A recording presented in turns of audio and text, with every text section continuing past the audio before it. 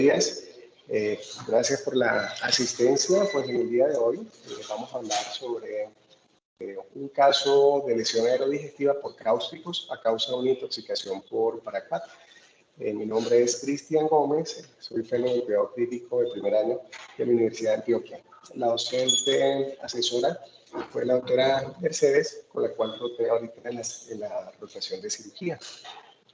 Entonces trajimos para compartir un caso de un paciente de 29 años, natural y residente en Quibdó, de oficios varios, bachiller, afrodescendiente. La calidad de la información fue buena, fue extraída desde los familiares y de la historia clínica de remisión. La fecha de ingreso fue el 3 de diciembre del año anterior y el motivo de consulta es el siguiente: me dieron a tomar un herbicida. Al parecer el paciente había presentado un dolor, venía con dolor de garganta, amigdalitis referida, y la novia le dio a tomar un vaso de herbicida. No se sabía hasta ese momento qué tipo de herbicida había tomado. Él había consultado inicialmente al hospital local por un cuadro que había iniciado 7 días antes, luego de que su pareja sentimental le había dado un herbicida. Posterior a esto, presentó odinofagia, sensación de ahogo y dolor torácico. En el primer nivel lo manejaron con omeprazol, líquidos endovenosos, e iniciaron antibiótico-terapia endovenosa por diagnóstico de amigdalitis. Luego del abordaje inicial, ante la duda de lo que había ingerido, llamaron a la Línea Nacional de Toxicología, quienes recomiendan traslado a segundo nivel de manera emergente. Eso fue en el primer nivel. En Chocó lo traslada al segundo nivel, que es San Francisco de Asís, donde evoluciona desfavorablemente. Allá progresa con falla ventilatoria, disfunción multiorgánica, pues tiene falla ventilatoria, disfunción renal y disfunción hepática según los paraclínicos iniciales. Recordemos que esto fue 7 días luego de la ingesta de esta sustancia. En esa institución de segundo nivel aseguran vía aérea, indican manejo con IVP, líquidos endovenosos y antieméticos. Por la gravedad del paciente y la alta sospecha de intoxicación por paraquat derivan al tercer nivel de complejidad. Por esa razón lo trasladan acá a la institución, al hospital Alma Mater, con alta sospecha de lesión en la vía aérea.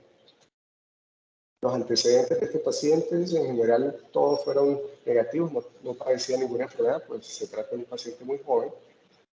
En cuanto a los otros antecedentes, negaban, o los familiares pues negaban consumo de sustancias psicoactivas, no era alérgico, no tenía tampoco antecedentes quirúrgicos ni transfusionales. A la revisión por sistema, extraído pues de la historia de remisión, se destaca la odinofagia, el dolor torácico urente y además gingivorragia. Al examen físico inicial tenía, como podemos observar, unos signos vitales dentro de parámetros normales, excepto la taquicardia, que estaba en 102, con una glucometría entre parámetros normales y una frecuencia respiratoria de 24. Un peso aproximado de 65 kilos con una talla de 1,68 para un índice de masa corporal de 23. Al examen físico, como datos positivos, el paciente en regular estado general, a su ingreso acá en la institución obviamente estaba bajo soporte ventilatorio intubado, la mucosa oral edematizada, con sangrado activo en capa a nivel de la orofaringe, con ulceraciones también sangrantes y la úvula central.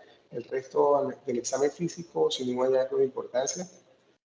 Y estos son los paraclínicos iniciales, con una hemoglobina normal, con unos leucos de 9500, sin alteración del diferencial, sin trombocitopenia, con unos tiempos de coagulación, podemos decir que dentro de límites normales, y una función renal hasta ese momento normal a su ingreso. Ese fue el ingreso por los paraclínicos iniciales en el centro de remisión.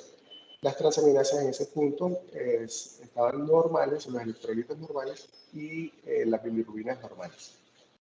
Entonces, hasta este momento se establecieron estos diagnósticos: una intoxicación grave por paraquat en fase de fibrosis pulmonar, basado en los hallazgos imagenológicos que les voy a mostrar, síndrome de disfunción orgánica múltiple, falla ventilatoria, lesión renal aguda, calibre 3. Hoy les pido excusa porque en los paraclínicos hay un error de transcripción, pero sí había lesión renal y había disfunción hepática. ahorita en la transcripción si no los evidenciamos. Además de eso, se integró una encefalopatía desde el ingreso al segundo nivel, lesión química de la mucosa de origen cáustico, dado por una estomatitis, faringitis y posiblemente una esofagitis, porque no había en ese momento posibilidad de hacerle una endoscopia. El análisis del médico de urgencias fue entonces un paciente con una intoxicación grave por herbicida tipo bipiridilo, un curso clínico tórpico con disfunción multiorgánica, dado por compromiso renal, hepático, pulmonar y aparentemente neurológico, que requirió inicio de soporte ventilatorio, a pesar de lo cual tenía índices de oxigenación y ventilación en metas sin alteración de la mecánica pulmonar al inicio de la ventilación mecánica, con variables macrohemodinámicas en metas, con una elevación de transaminasas, bilirrubinas en relación a posible toxicidad hepática directa por el tóxico. Requiere entonces realización de esofagogastroduodenoscopia. Este es el análisis del médico de urgencias del segundo nivel, motivo por el cual lo remite para la realización de la esofagogastroduodenoscopia, que en ese centro no contaba con este recurso. Este fue el manejo inicial. Fíjense que fue 7 días después de la ingesta, sin embargo, iniciaron tratamiento con ciclofosfamida, metilprednisolona, la sedación, le indicaron además calcio, gastroprotección y enjuagues bucales con una fórmula magistral y la remisión al tercer nivel, que luego de eso ingresa acá a la institución. Esta es la radiografía de la remisión. Vemos que tiene infiltrados intersticiales, además alveolares, un patrón de vidrio esmerilado, y vemos que tiene un sistema subcutáneo importante en toda la pared torácica. Esta fue la radiografía de tórax de acá del hospital Alma Mater. Parece que es muy similar a la anterior, con persistencia e incluso aumento del enfisema subcutáneo. Del lado izquierdo vemos la tomografía, que ya esta tomografía se la hicieron acá en el hospital Alma Mater. No se observa realmente alteraciones de orden isquémico hemorrágico a nivel encefálico, pero sí hay engrosamiento de los senos paranasales con ocupación de los senos principalmente maxilares. Y del lado derecho vemos la tomografía de tórax, un importante enfisema subcutáneo con neumomediastino, con una pequeña cámara de neumotórax derecho, áreas de vidrio esmerilado, y se interroga unas consolidaciones bivasales que incluso el radiólogo lo interpreta como posible broncoaspiración y atelectasis. Estos ya son cortes de la tomografía o unas fotografías. Fíjense cómo del lado izquierdo en la parte superior hay un importante enfisema subcutáneo, una cámara de neumotórax, ligero derrame pleural bilateral. Si seguimos la gráfica, hay neumomediastino y en las bases, en ambas bases, vemos unas consolidaciones con broncograma aéreo y también vidrio deslustrado, pues que nos hace pensar que está cruzando con una neumonitis y posiblemente también con una neumonía broncoaspirativa, y que eso y así lo describe también el radiólogo. Esta es la evolución inicial del ingreso acá al hospital Alma Mater. El ingreso el día 6 de diciembre, 3 días después del ingreso al primer nivel. En ese momento entonces se enfoca como una neumonía broncoaspirativa, una intoxicación por paraquat con sospecha de perforación esofágica, neumomediastino, a descartar mediastinitis, disfunción multiorgánica con compromiso pulmonar, renal y hepático. El SOFA para ese momento era de 15 puntos y también se plantea una posible evolución a fibrosis pulmonar. El tratamiento, además de las medidas generales, acá se le inicia N-acetilcisteína a 62.5 cc por hora, continúa con la gastroprotección y se le inicia propanolol 40 miligramos cada 12 horas, además de los líquidos y la sedación. Los paraclínicos, para ese momento tenemos un boom de 136, una creatinina de 8.8, francamente lesión renal aguda, Cadigo 3, un sodio de 145 y una hipercalemia de 5.6. Los leucocitos llamativamente no estaban elevados, en 8.000, con un diferencial también normal. Estos son los dos reportes de la tomografía de cuello y tórax, donde en el de cuello se sugiere una lesión en la nasofaringe con gran enfisema subcutáneo en los espacios del cuello, además de la pansinusitis que ya evidenciamos en la tomografía de cráneo. y escaso neumotórax derecho y derrame pleural bilateral. Con relación al ataque de tórax, pues el radiólogo reporta el vidrio despulido que ya vimos, sugiere una broncoaspiración por los hallazgos en ambas bases pulmonares, el neumotórax derecho, y engrosamiento del esófago sin poder definir si hay extraluminización del medio de contrastes en los tercios medio e inferior del esófago. Además de eso, pues el gran enfisema subcutáneo que ya pudimos ver. Entonces, el resumen, ya para acá terminamos el caso clínico. Se trataba en ese momento entonces un paciente con 10 días de intoxicación por cáusticos, ya definido que había sido por paraquat, con una disfunción multiorgánica con compromiso hepático, renal y fibrosis pulmonar y lesiones en mucosa a causa mecánica por este cáustico con sospecha de perforación esofágica. Todo esto basado en los hallazgos imagenológicos. Se inició acá en la institución, 10 días después, en acetilcisteína, todo esto dirigido por toxicología y no se consideró la ciclofosfamida metilprednisolona que se inició en primera instancia, puesto de que ya llevábamos más de 7 días de instauración del cuadro. Por mal pronóstico y los paraclínicos que pudimos evidenciar, no era candidato a terapia de reemplazo renal, sobre todo que ya ingresó después de las 6 horas de la ingesta, que sería pues lo recomendado para darle el soporte con hemoperfusión. Se instauraron medidas hipokalemiantes y se ajustó la dosis de propanolol. Se le dieron medidas de soporte básico basado en que el pronóstico era ominoso. El plan pues era realizarle desde el ingreso una endoscopia digestiva. Sin embargo, gastroenterología consideró que no era pertinente realizar esa endoscopia por el alto riesgo de esofagitis disecante, que pues podría generar o poner en riesgo generar falsas rutas y perforación asociado a la endoscopia. Plantea entonces la posibilidad de hacer un esofagograma con contraste hidrosoluble y si era negativo, con bario. Este es el caso que les traíamos para compartir, que ahora no sé si hacemos alguna discusión sobre el caso y luego pasamos a la revisión del tema. Vamos a hacer una revisión o un pasaje a través de la intoxicación por paraquat y lesiones de la vía aerodigestiva. De manera general, sabemos que los cáusticos son productos químicos que pueden generar o tienen un potencial efecto lesivo tisular, generando quemaduras al entrar en contacto con los tejidos. Los cáusticos pueden ser clasificados en ácidos y bases, pueden estar en contacto a nivel ocular, dérmico y pulmonar, pero a lo que se le confiere mayor mortalidad son las lesiones gastrointestinales, por lo que ya pudimos evidenciar, generando estenosis e incluso transformación maligna en ese tejido lesionado. La esofagogastroduodenoscopia sigue siendo el estándar de oro en el pronóstico, en el seguimiento y en el tratamiento incluso, y debe ser considerado en las primeras 24 horas idealmente después de la ingestión cáustica, sobre todo para definir el pronóstico y las intervenciones a seguir. En cuanto a la fisiopatología, el riesgo de lesión esofágica depende de varios factores. Dentro de esos factores está el pH del agente, que se asocia, digamos que la lesión potencial está más dada cuando el pH es menor de 3, o mayor de 11 cuando son sustancias alcalinas. Y también depende pues, de la reserva alcalina o ácida titulable de cada tóxico. También depende del estado físico, cuando son sólidos o cuando se expone a soluciones sólidas, hay mayor potencial lesivo porque se adhiere más a los tejidos y es mucho más difícil remover. Depende obviamente también de la concentración, del volumen y del tiempo de contacto. Cuando, como les decía, cuando es en forma sólida, se adhiere muy fácilmente al tejido y esto genera una lesión mucho más severa. Fíjense, haciendo la descripción de la soda cáustica, con solo 10 minutos de exposición a nivel esofágico puede generar daño. Y con exposición por encima de 120 minutos ya puede haber perforación incluso de la adventicia. Como les decía, también depende pues, de la concentración. Entre mayor concentración va a haber mayor potencial lesivo de todas las paredes del tracto digestivo.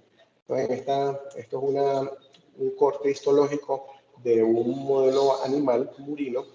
El de arriba es en condiciones normales y la gráfica B es puesto a un cáustico. Entonces, fíjense cómo hay distribución de la mucosa con gran edema de la mucosa y tendencia a la reducción de la luz.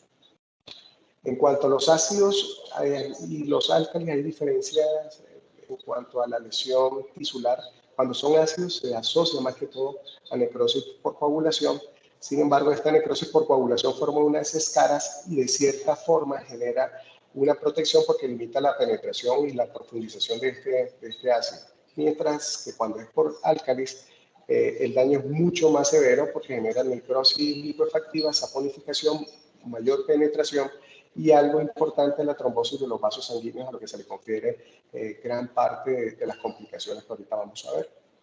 Esto es una serie de Sao Paulo, una serie brasilera. Podemos ver que en este número de pacientes, 34.156, las lesiones más frecuentemente encontradas en pacientes expuestos a cáustico eran la esofegitis y la estenosis. Ellos lo subclasificaron en hombres y mujeres, pero de manera general, total, lo más frecuente era esofegitis y estenosis en un 14 y 65% respectivamente. Hablando específicamente del paraquat, es un herbicida pipiridílico que se utiliza para el control de la maleza, por tanto, pues es un herbicida.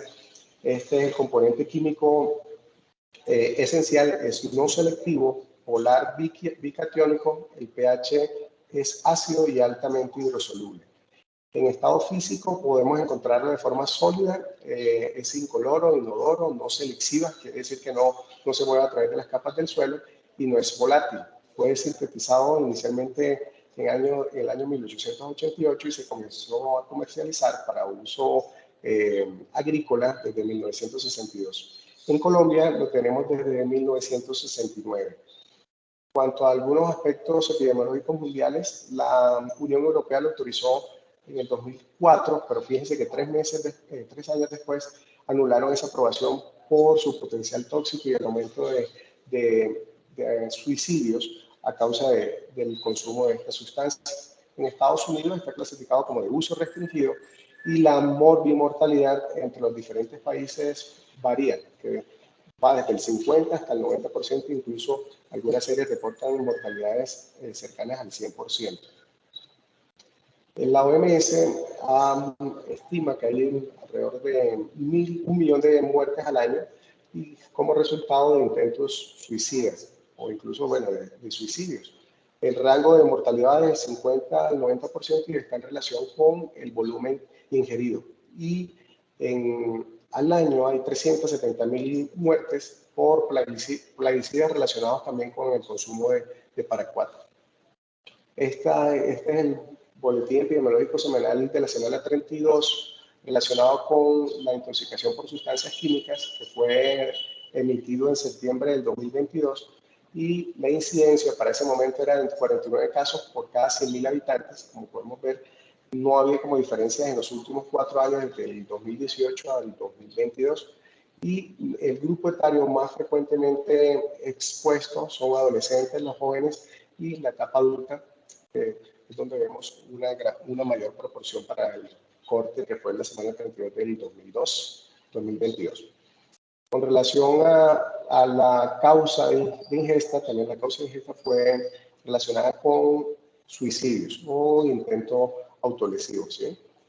Y para el 2019, este fue el reporte de casos de incidencia de intoxicaciones por sustancias químicas. Vemos como la intoxicación por plaguicidas y por otras sustancias químicas para el 2019 aumentó con respecto a años anteriores para el primer semestre de ese año, que es el 2019. Si nosotros hacemos la búsqueda de PubMed, vemos que en las últimas 2 décadas se ha duplicado el número de publicaciones relacionadas con la intoxicación o la exposición a paraquat. Vemos que ya para el 2020 había alrededor de 300 artículos publicados solo para ese año con relación a la intoxicación por paraquat. Y esta es la lista de cáusticos más comunes, además del paraquat, no solamente lo encontramos, sino también otras sustancias ácidas como el ácido sulfúrico, oxálico, hidroxiclórico, y estas son las sustancias alcalinas que también se relacionan con lesiones orgánicas. La clasificación toxicológica dada por la MS, ellos lo catalogan como categoría 2, moderada, que eso significa moderadamente peligroso, y por eso le dan la banda de color amarillo. Y la Agencia de Protección Medioambiental le da una categoría moderadamente también tóxica. La farmacocinética, en cuanto a la absorción, se absorbe de forma oral incompleta, menos del 15%, y esa absorción se da por transporte activo a nivel del intestino delgado. En la piel intacta realmente no se absorbe mucho, menos del 0.5%, y a nivel inhalatorio no es posible la absorción. Con relación a la distribución, tiene un alto volumen de distribución, fíjense que llega hasta 1.6 litros por kilo, alcanza un pico plasmático alrededor de las 2 a 4 horas y tiene una vida media de 80 horas. Ese alto volumen de distribución hace que rápidamente pase a los tejidos, y dentro de los tejidos principalmente y primariamente afectados es el pulmón, en unas 6 a 10 veces, sobre todo los neumocitos tipo 1 y tipo 2, y a estos que se le atribuye esa alta lesividad a nivel pulmonar. No sufre metabolismo, quiere decir que se elimina de la misma manera, y su eliminación es eminentemente renal, en un 90%.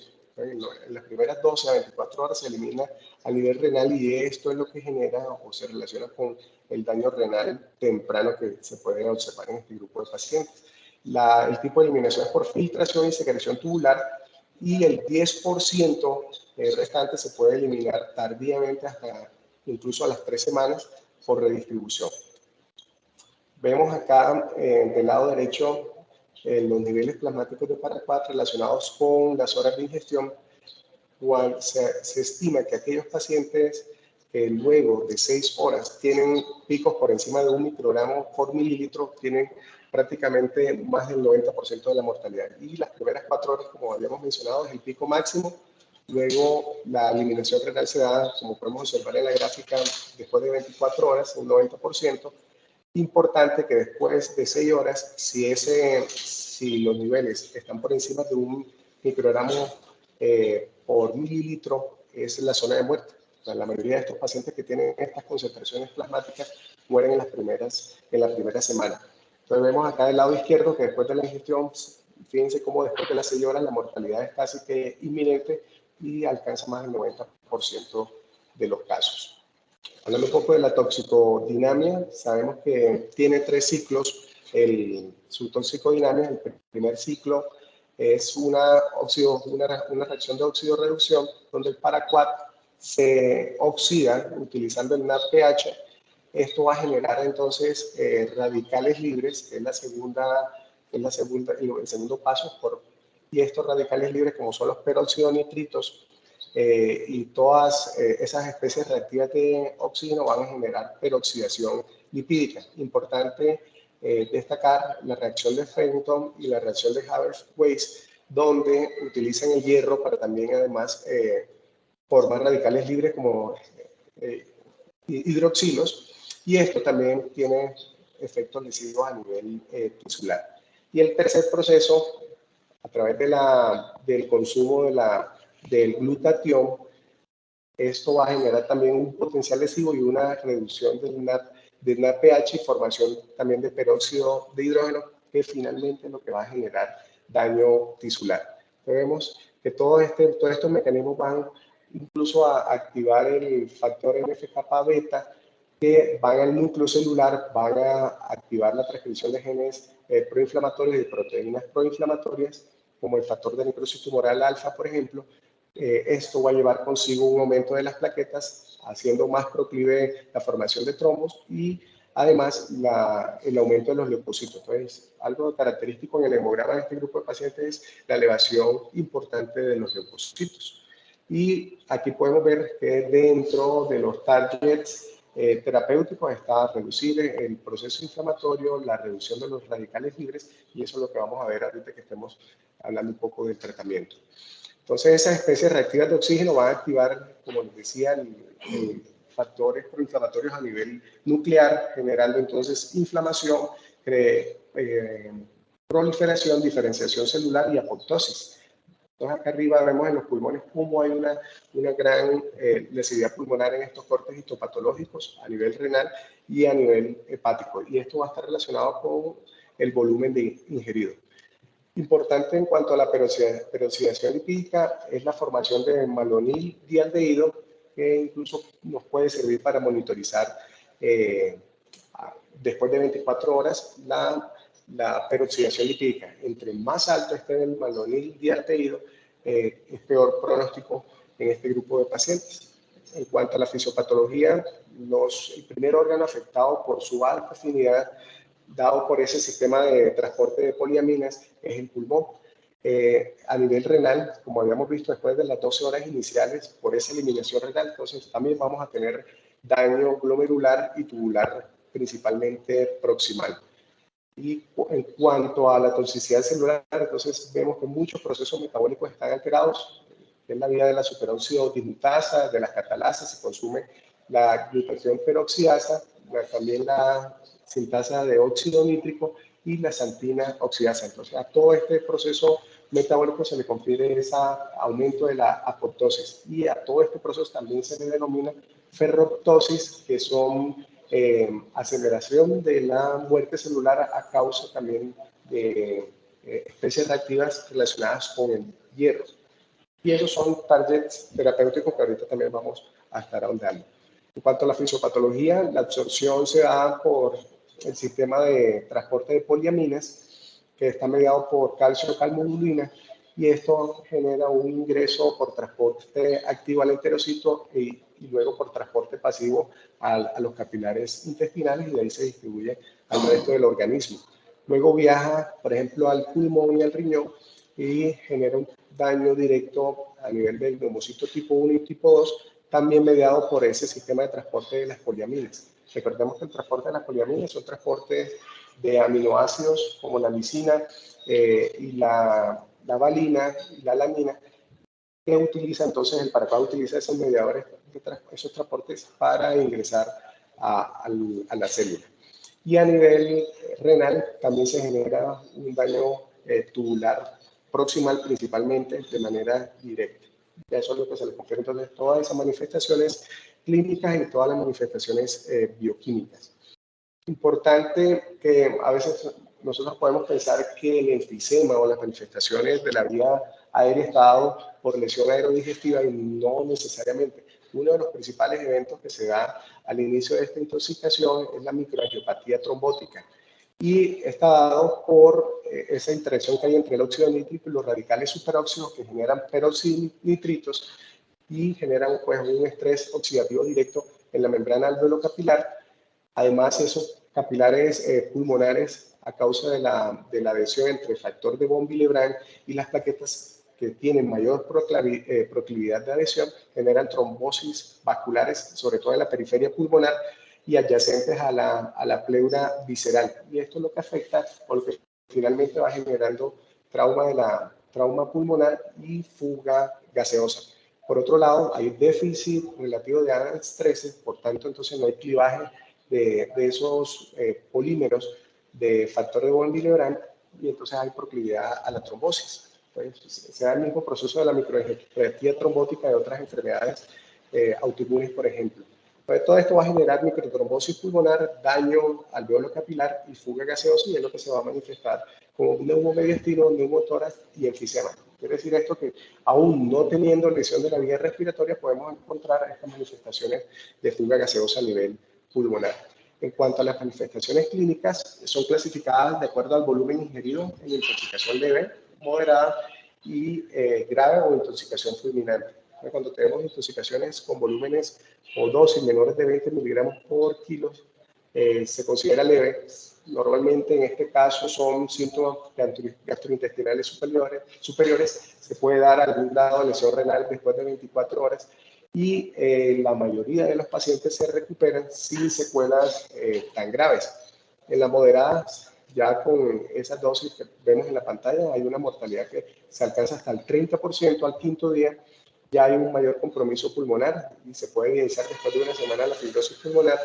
Y en la intoxicación fulminante, en la primera semana o antes de la primera semana, como ocurrió en el paciente que trajimos a revisión, hay una mortalidad del 100% por falla multisistémica, choque o también puede haber perforación del tracto gastrointestinal.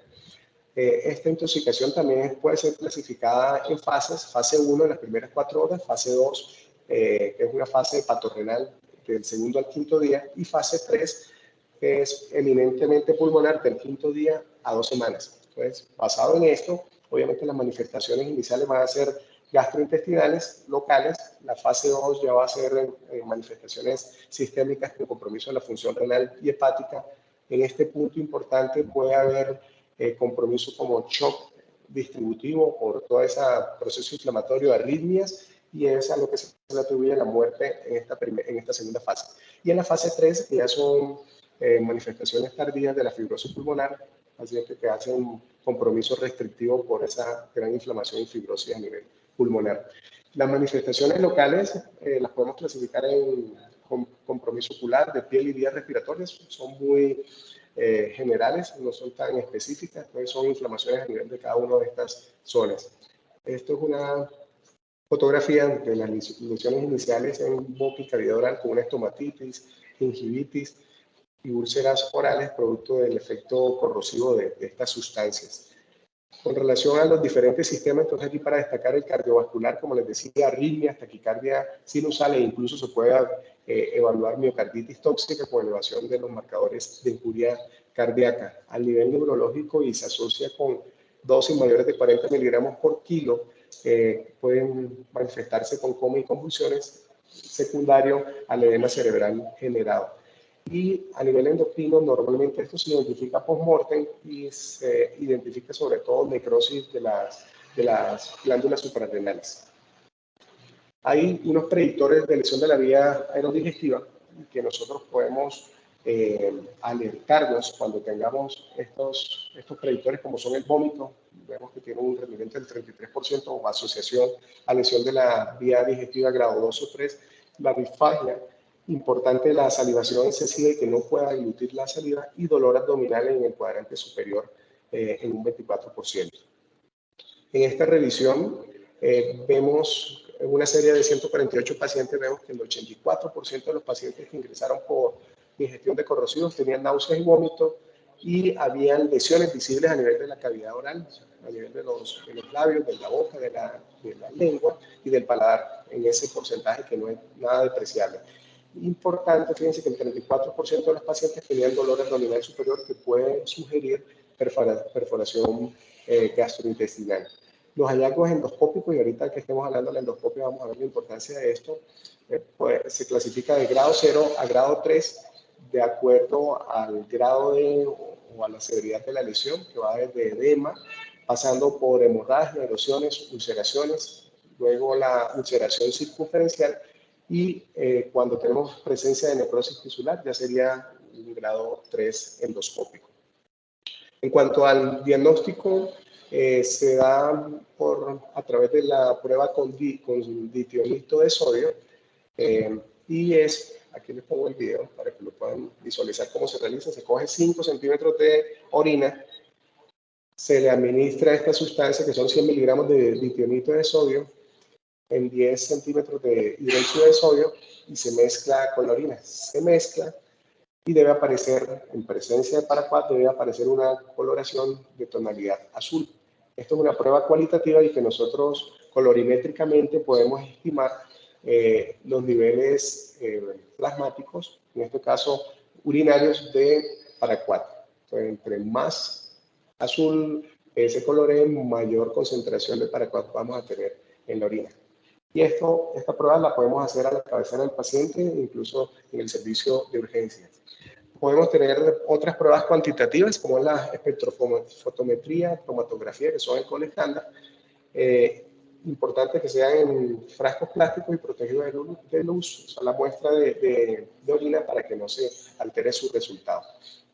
En cuanto al diagnóstico, como pudimos observar, la radiografía importante, porque desde etapas tempranas podemos tener fuga aérea, entonces podemos tener neumomediastino, como vimos en nuestro paciente, neumotórax, el compromiso intersticial y alveolar. La endoscopia idealmente se debe realizar en las primeras 24 horas después de la ingesta. El riesgo después de este tiempo es que se generen falsas rutas o que por el grado de necrosis podamos generar incluso mediastinitis o perforación esofágica. Y la tomografía computarizada de tórax, más que para evaluar el componente pulmonar, es para evaluar si hay o no realce de la pared esofágica. Entonces, podemos tener signos tempranos de necrosis esofágica y gástrica con una tomografía cuando no contemos con la endoscopia. Y esto nos puede incluso en algunos algoritmos llevar a tomar decisiones quirúrgicas de manera temprana sin contar con una tomografía, con una endoscopia en la institución. Función hepática y renal, por lo que ya hemos visto, en el hemolecugrama vamos a evaluar si hay presencia de leucocitosis por esa cascada inflamatoria que ya vimos. Normalmente estos pacientes hacen, por la necrosis tubular renal, hacen hipocalemia, evaluar el estado ácido base y tardíamente en los pacientes con intoxicación leve, evaluar el patrón restrictivo con una espirometría. En cuanto a la endoscopia, entonces se considera que es el gold estándar, nos sirve para el pronóstico, el manejo, muy importante realizar en las primeras 24 a 48 horas en esta revisión de gastroenterología. Ellos incluso la sugieren que las primeras 96 horas puede ser seguro. Y entre los 5 a 15 días nos permite hacer intervenciones como dilataciones. Esta es la clasificación, como la habíamos mencionado, que habla de 4 grados. La 3, que es la 3A, que es la necrosis focal, la 3B, necrosis extensa, y la 4 ya cuando tenemos perforación esofágica. ¿Cuáles son las contraindicaciones cuando tengamos sospecha radiológica de perforación? Quemaduras, cuando ya evidenciemos quemaduras en la vía respiratoria superior o en la supra o epiglotis, y que tengamos grado 3, quemaduras grado 3 en la hipofaringe. Estos serían como unas contraindicaciones relativas, pero que nos deben alertar de que ese paciente tiene un alto riesgo de perforación esofágica con la realización de la endoscopia. En esta serie vemos que los hallazgos endoscópicos más frecuentes son los grado 1 y se asocia a una menor dosis o menor volumen de exposición a este tipo de tóxicos. Esta es los hallazgos endoscópicos. Vemos que la gráfica A, según la clasificación modificada de Zagat, la gráfica A y B tenemos eritema y edema de la mucosa. En la C ya tenemos ulceraciones incluso circunferencial. En la gráfica D tenemos necrosis local y en la gráfica E tenemos necrosis extensa. Entonces, en este contexto, cuando tenemos necrosis extensa, ya el cirujano cumple un papel muy importante porque son pacientes que deben ser llevados a cirugía con esofagostomía, esofaguectomía, incluso gastrectomía. Pero ahorita vamos a hablar un poquito más sobre este tema. En cuanto a la tomografía, como les mencionaba, además de evaluar el parénquima pulmonar, nos va a servir para evaluar el compromiso esofágico. Incluso hay una clasificación de compromiso esofágico que va desde el grado 1 al grado 4. Aquí en esta tomografía vemos el grado 4, que fíjense que no hay realmente una alteración a nivel esofágico, como podemos ver en esta tomografía. En el grado 2 ya hay una edema de la pared del esófago. Sin embargo, no hay compromiso de los tejidos circundantes periesofágicos. En el grado 3, que sería este, vemos que hay edema periesofágico, no hay realce de las paredes esofágicas, y esto nos habla de que ya hay un gran proceso inflamatorio, incluso puede haber necrosis, y esto es lo que les mencionaba hace un momento, de que puede servir para tomar decisiones quirúrgicas.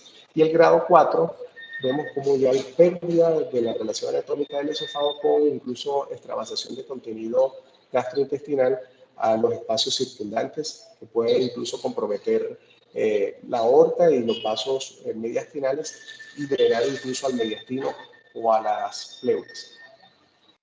Lo que les mencionaba hace un momento también, que hay algoritmos, incluso en esta revisión proponen este algoritmo de que si tenemos un paciente con ingestión cáustica y no contamos con endoscopia, le hacemos tomografía y evidenciamos algún grado de necrosis, ya sea esofágica o gástrica, nos puede servir para tomar decisiones quirúrgicas. Entonces, en el lado izquierdo vemos que si tenemos necrosis esofágica, ya podemos considerar manejo quirúrgico con esofaguectomía.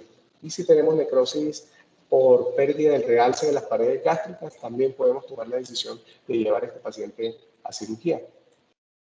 Haciendo comparación del rendimiento diagnóstico y pronóstico de la tomografía versus la endoscopia, vemos del lado derecho que la sensibilidad y la especificidad entre la tomografía y endoscopia son muy similares o muy equiparables. Quiere decir esto que la tomografía es una ayuda diagnóstica muy importante y, como les decía y he recalcado, nos sirve para tomar decisiones. Fíjense que el área de bajo de la curva de la tomografía versus endoscopia es la tomografía incluso un poco superior con relación a esa área bajo la curva, se acerca más al 1.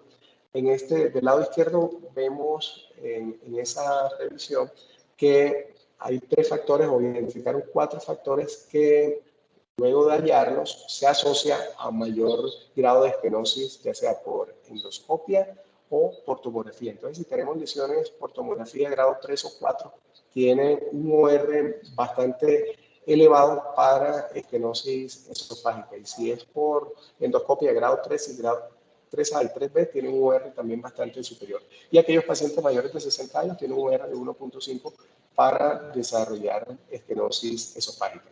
En cuanto al pronóstico, estos son los factores pronósticos, dependen de la cantidad del tóxico, si hay o no daño de la mucosa, si hay presencia de alimentos, porque los alimentos reducen o disminuyen la absorción gastrointestinal.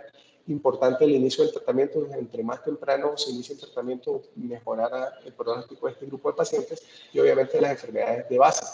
Acá en esta serie de 179 pacientes, publicada en 2020 en endoscopia gastrointestinal, vemos que ellos clasifican las complicaciones cuando son exposiciones ácidas o álcalis, siendo más frecuentes las complicaciones sistémicas cuando son exposiciones a ácidos con disfunción renal hepática, coagulación intravascular diseminada y hemólisis. Mientras que la mortalidad también se relaciona más que todo con exposición a ácidos.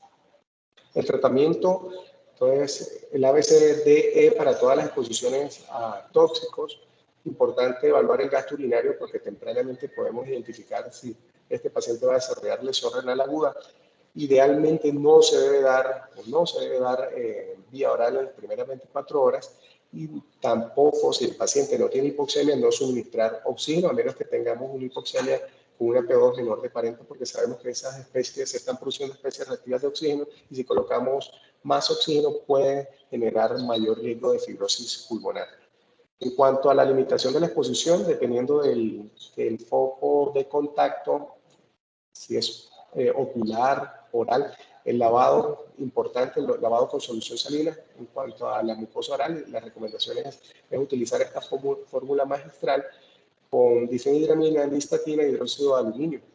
Estos pacientes deben tener un manejo multidisciplinario con oftalmología, odontología. Como vimos en la piel intacta es poco frecuente que se absorba, pero sí puede generar irritación importante. Y en cuanto a la ingestión, importante evitar el vómito porque esto puede generar mayor exposición a este tóxico.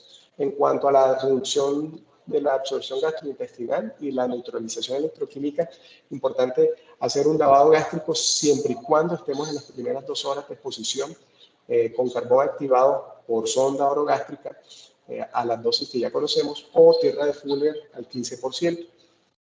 En cuanto a la eliminación, entonces se prefiere la hemoperfusión por encima de la hemodiálisis. Hay un estudio, ahorita se lo voy a mostrar, la hemoperfusión en las primeras 4, idealmente 4 horas, reduce de manera significativa el tóxico circulante.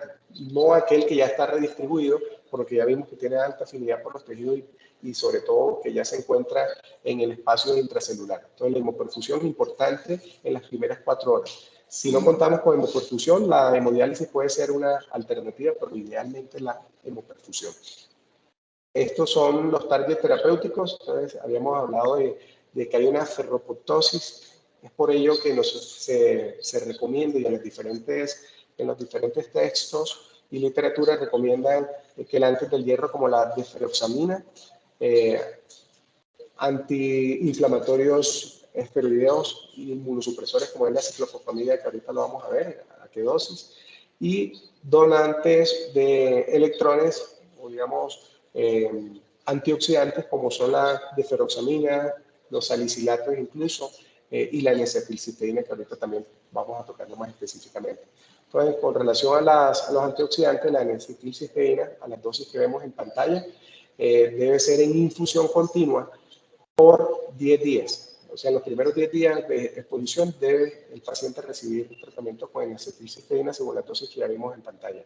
El beta-bloqueante se recomienda el propanolol 40 miligramos cada 6 horas por 20 días. Esto para reducir también la respuesta alergénica generada y también como efecto inmunomodulador que tienen los betabloqueantes en los procesos inflamatorios. La vitamina E, también como antioxidante en la dosis que vemos por 20 días. En cuanto al tratamiento inmunosupresor, entonces se recomienda la ciclofosfamida 2 días, algunos textos dicen 3 días, a dosis de 15 miligramos por kilo, para pasar cada 2 horas, cada 24 horas, 2 dosis como les decía, pero en otras literaturas también hablan de 3 días luego de la exposición. Idealmente el primer día de la exposición. La metilprednisolona también se recomienda a la dosis que vemos de 15 miligramos por kilo para 2 o 3 días y se debe continuar luego de ese pulso, que es alrededor de un gramo diario. Se recomendaría continuar dexametasona cada 6 horas por 3 días, sobre todo si hay compromiso pulmonar o hipoxemia evidenciada en los gases arteriales. Y la deferoxamida, habíamos visto que mediante la reacción de Fenton y de Haber-Weiss hay especies reactivas de oxígeno que se relacionan con el hierro. Este proceso puede ser disminuido con la aplicación de deferoxamida para quelar ese hierro y reducir la producción de especies reactivas de oxígeno. Más recientemente se han propuesto algunos targets terapéuticos como el curcubitril en modelos animales, un antídoto oral que disminuye la absorción del paraquat, pero como les digo, esto es en modelos celulares y animales. Otros inhibidores de la ferroptosis, como son la ferrostatina, las estatinas también, por su efecto antiinflamatorio, y la liprosactina. Y el azul de Prusia también se ha propuesto como tratamiento residente para este tipo de intoxicación. No andemos en esta gráfica, ya creo que la hemos tocado antes, y esta es la lista de todas las terapias antiinflamatorias, inmunomoduladoras que se han propuesto, y estos son los diferentes estudios que las han planteado como tratamiento para la intoxicación por paraquat. Con relación entonces a la cúrcuma que habíamos visto, ya sabemos que es de origen vegetal, va a reducir esas especies reactivas de oxígeno, la descarga de citoquinas proinflamatorias y con esto reducir un poco el riesgo de fibrosis pulmonar. Pero esto, como les decía, en modelos animales, pero sin embargo se abre una ventana a otra opción terapéutica. El azul de Prusia también interviene en todas las fases de la enfermedad, en la fase 1, 2 y 3, generando neovascularización, antinecroptosis, antiapoptosis y un fenómeno antiinflamatorio. En relación entonces a la hemodiálisis o a la hemoperfusión, idealmente se debe realizar en las primeras 4 horas, siempre y cuando contemos en las instituciones con esta alternativa. Si no la tenemos disponible, sería la hemodiálisis. Recordemos que la hemoperfusión con carbón activado, pues esto va a generar una absorción del paraquat y va a remover entonces toda esa concentración de paraquat sérico circulante. Los textos hablan de 6 horas, sin embargo, ahorita les muestro un estudio que entre más temprano se genere en las primeras 4 horas, es mucho más efectivo con un porcentaje de reducción bastante importante. Y que no solamente, y que debe estar de la mano de todo el tratamiento general, como es la descontaminación y el manejo médico que ya hemos hablado. ¿Por qué entonces la hemoperfusión? Por el peso molecular del paraquat, que es removido con este tipo de terapias continuas o hemodiálisis también venosa continua. Este es el mecanismo por el cual actúa el carbón activado, extrae desde el medio intracelular y del medio sérico esas concentraciones de paraquat y es el beneficio que pues, generaría. Entonces, fíjense cómo en la medida en que más tempranamente se intervenga con hemoperfusión, esto es un estudio realizado en China, o un estudio de seguimiento en China desde el 2000 al 2009, donde incluyeron 207 pacientes y se les hizo hemoperfusión temprana en las primeras 4 horas, además del tratamiento estándar, que era la metilprednisolona, la ciclofosfamida. En aquellos pacientes, entre más tempranamente se les realizaba esta medida conjuntamente con el tratamiento general, la supervivencia se mejoraba de manera significativa comparativamente a los que se les retrasaba la hemoperfusión y no se les hacía el tratamiento con metilprednisolona y ciclofosfamida. Y esto es un análisis multivariado de todas las causas de muerte en pacientes severamente expuestos al paraquat. Pues vemos que aquellos que hacen falla renal en las primeras 4 horas tienen un UR de mortalidad para mortalidad de 2.7. El hecho de hacer la pulsoterapia con esteroides reduce la mortalidad. Igualmente, la edad también está relacionada con un aumento pues, de la mortalidad. Y ya para terminar con la fase final de la presentación, el manejo nutricional por fases, se puede clasificar en fase aguda, latente y fase crónica. En cuanto a la fase aguda, se habla de la primera semana. En este grupo de pacientes o en esta fase se debe, basado obviamente en los estudios imaginológicos y el grado de lesión, ya sea por endoscopia o por tomografía, se debe evitar la vía oral, siempre y cuando tengamos lesiones grado 3, grado 4. Luego, obviamente estos pacientes debemos garantizarle un aporte calórico, entonces se promueve la nutrición parenteral total en la primera y segunda semana. Y luego de ese periodo, con los controles endoscópicos o imaginológicos, vamos a definir si se le puede reiniciar la vía oral, sabiendo que la mayoría de los pacientes son a causa de intentos suicidas, deben estar con valoración por psiquiatría. Importante en esta fase identificar signos de sepsis o choque séptico por el alto riesgo de mediastinitis a causa de las perforaciones mecánicas a nivel gastrointestinal. En la fase latente, se habla de fase latente de la primera semana a 4 semanas, dependiendo del grado también de lesión de la mucosa, se va a extender o no la nutrición parenteral. Y también va a depender de los controles imaginológicos o endoscópicos. Entonces, se va a si ya sabemos o hemos evidenciado por tomografía o endoscopia que ha mejorado las lesiones esofágicas, que no hay perforación, no hay mediastinitis, podemos considerar iniciar nutrición enteral. Si esto no es así, es cuando se recomienda, después de las 2 semanas, la ielinostomía derivativa para garantizar una nutrición enteral. Y en la fase crónica, después de 4 semanas, ya vamos a ver las complicaciones mecánicas como son las estenosis. Dependiendo del grado de estenosis, podemos promover dieta líquida o licuados a tolerancia. No hay una medicación específica para revertir estas estenosis. Ya sabemos que son complicaciones mecánicas. Es por esto que el tratamiento sería con dilataciones endoscópicas, que ahorita también lo vamos a mencionar. Y todo lo que vamos a ver en esta fase son consecuencias del manejo de las intervenciones oportunas que pudimos hacer en la fase aguda. Y las terapias endoscópicas clasificadas por fases en la fase aguda, sabemos que en las primeras 24 horas idealmente para valorar la severidad, la extensión y el pronóstico, para guiar el manejo y para posicionar la sonda orogástrica. Cuando vemos el lavado gástrico, vimos que se debe realizar en las primeras 2 horas, pero muchas veces no contamos con una endoscopia en el servicio de urgencia. En este grupo de pacientes que no se les pudo colocar la sonda en ese primer momento, se debe colocar con la realización de la endoscopia. Y en la fase crónica, después de 2 semanas o de 4 semanas, es para revalorar o reevaluar la extensión de la enfermedad, evaluar el grado de estenosis y generar dilataciones seriadas que pueden ser incluso semanales. Hay unas series que reportan que hay pacientes que han requerido hasta 84 dilataciones seriadas para lograr una permeabilización de la vía digestiva. En cuanto al manejo quirúrgico, hablando de la fase aguda, de acuerdo a los hallazgos endoscópicos o tomográficos, se debe hacer una esofaguectomía. Todo esto para prevenir la perforación. Si tenemos, por ejemplo, una lesión grado 4 con necrosis grado 3A o 3B con necrosis extensa, la esofaguectomía va dirigida a prevenir la perforación, esa necrosis transmural, la sepsis y la muerte, que vimos que es las causas de muerte en esa primera fase temprana. Esa esofaguectomía, dependiendo pues del compromiso, se puede acompañar de gastrectomía, esofagostomía cervical y cierre del duodeno proximal. Ese sería como el manejo quirúrgico de manera general. Y la fase crónica se promueve hacer esofagogastrectomía. Recuerden que todas estas decisiones quirúrgicas son dependiendo del compromiso anatómico.